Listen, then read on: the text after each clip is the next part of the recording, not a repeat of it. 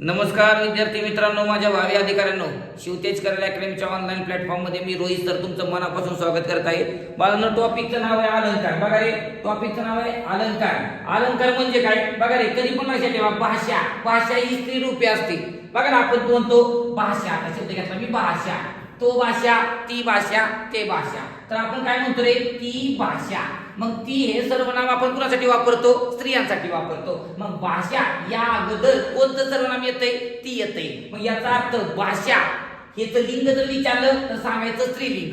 मग मला सांगा, याच्यावरून सगळ्यात जास्त फुलून दिसण्याची, नटण्याची आवड कुणाला असते रे? स्त्रियांना असते. तशीच भाषा सुद्धा काय करते बघा, स्त्री आपले रूप फुलून दिसावे यासाठी वेगवेगळी आभूषणे धारण करते. आभूषणे म्हणजे काय रे?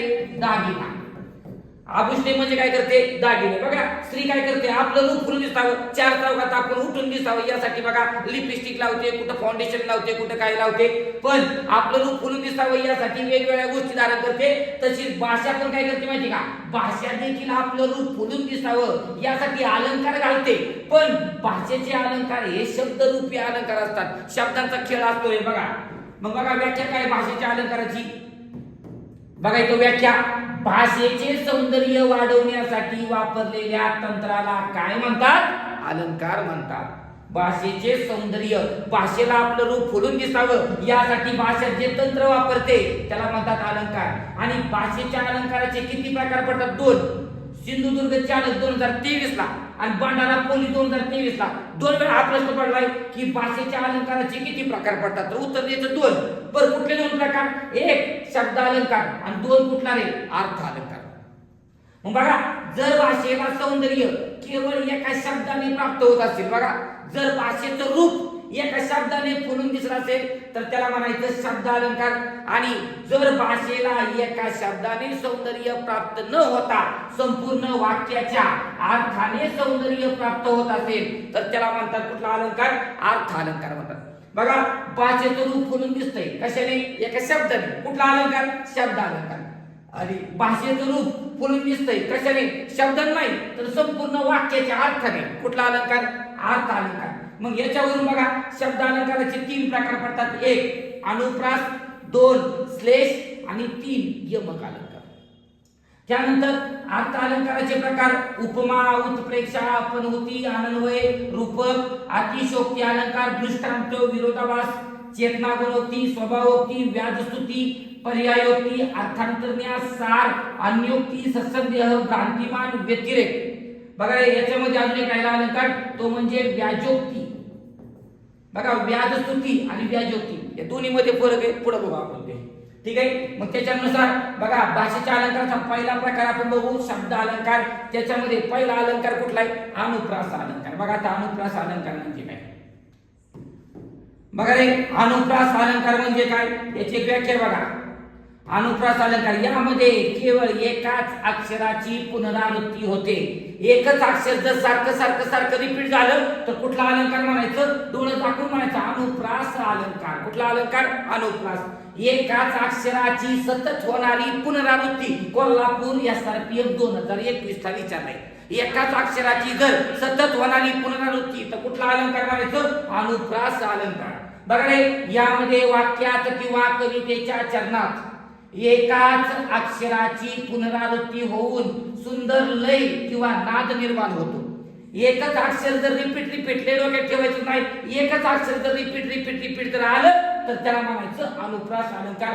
फॉर एक्झाम्पल बघा रे, बघा परभणी चालक 2023 आणि नांदेड 2023 आणि पुणे लोहमार्ग 2024. 2023 आणि 2024 म्हणजे सलग 2 वर्ष हा प्रश्न फिरतोय अनुप्रास अलंकारावर. बघा हे पुढे काय दिले? गडद निळे जलद भरून आली. बघा इथं द आले, इथं द आले, इथं द आले. द ची पुनरावृत्ती एकाच अक्षरात झाली. आणि शीतल तनु चपल चरण अनिल गण निघाले. तर ल ल ल ल म्हणजे वरच्या ओळीमध्ये द आणि खालच्या ओळीमध्ये ल. एकाच अक्षराची पुनरावृत्ती झाली. कुठला अलंकार झाला रे? अनुप्रास अलंकार. बघा रे, पुढचं उदाहरण आहे बघा. हिमालयाच्या हिमशिखरावर हेमा मालिनी हसत होती. हिमालयाच्या हिमशिखरावर हेमा मालिनी हसत होती. बोला काय झालं रे? क ची पुनरावृत्ती झाली. बघा हे पुढचं उदाहरण. काकीने काकाच्या खिशातील कामाचे कागद कात्रीने करा कापले. याचा अर्थ काकीने काकाच्या बघा रे कामाचे कागद कात्रीने कर कापले. क ची पुनरावृत्ती झाली. बघा रे मुंबई लोहमार्ग 2024 आणि बीड चालक 2024 चा प्रश्न पडलाय. 42 बहु बायकात बडबडला. बघा रे 42 बहु बायकात बडबडला. मग याच्यामध्ये बोला कशाची झाली? ब ची झाली पुनरावृत्ती. मग ब या अक्षराची झाली पुनरावृत्ती. तो पडलाय प्रश्न मुंबई लोहमार्ग 24 बीड चालक 2024. 42 बहु बायकात बडबडला. याचा अर्थ कुठला अलंकार रे? तर तो अलंकार आहे अनुप्रास अलंकार. चला इंग्लिश मध्ये आम्ही काय म्हणतो? Alliteration figure of speech. त्यानंतर पेटविले पाषाण पठारावरती शिवबाने काय केले? प प प प ची झाली पुनरावृत्ती. कुठला अलंकार रे? अनुप्रास अलंकार. पुढं काटेकोर कायद्या पुढे कोणाचे काय चालेल का? बघा रे क क क क क सॉरी क एवढी पुनरावृत्ती झाली. मग इथं क ची पुनरावृत्ती झाली. बघा रे आज गोकुळात रंग खेळतो हरी राधिके जरा जपून जा तुझ्या घरी. जातील शेजाऱ्याच्या घरी. कळलं का? जरा जपून जा. यामध्ये ज ची काय झाली रे? पुनरावृत्ती झाली. बघा रे पुढचं उदाहरण बघा. बघा देवा दीन दयाळा दूर द्रुत दास दुःख दूर दौडी शांती समज दे. बोला रे काय रे? द द द द द द द द द या ठिकाणी द ची काय झाली रे? पुनरावृत्ती झाली. बघा रे मनमोहिनी तुझा मोहक मोहरा माझ्या मनातून मावळे ना. किंवा माझ्या मोठ्या मामाची मुलगी मंदाकिनी तिचा मनमोहक मोहरा माझ्या मनातून मावळे ना.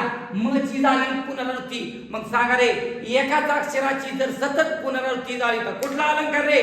तो अलंकार असतो अनुप्रास. त्याला इंग्लिश मध्ये म्हणतो अलिट्रेशन फिगर ऑफ स्पीच.